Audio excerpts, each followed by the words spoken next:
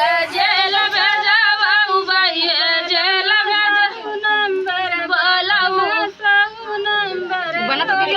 भाई ओनहु के जेल भेजवाऊ भाई बलमा सऊ नंबर बोलाऊ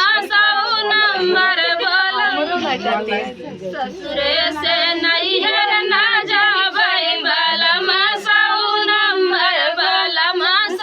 नंबर बोलैबै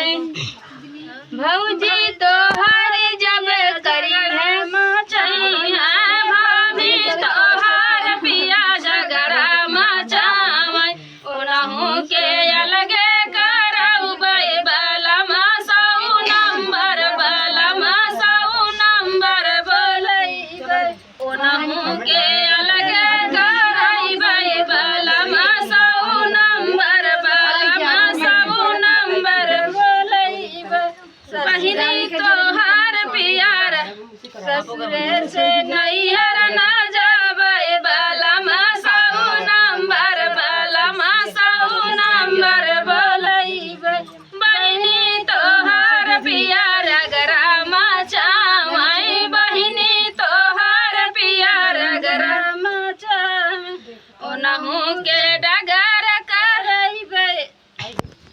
ओनहु के ससुरे पठैबै बलमा सऊ नंबर बोलैबै ओनहु के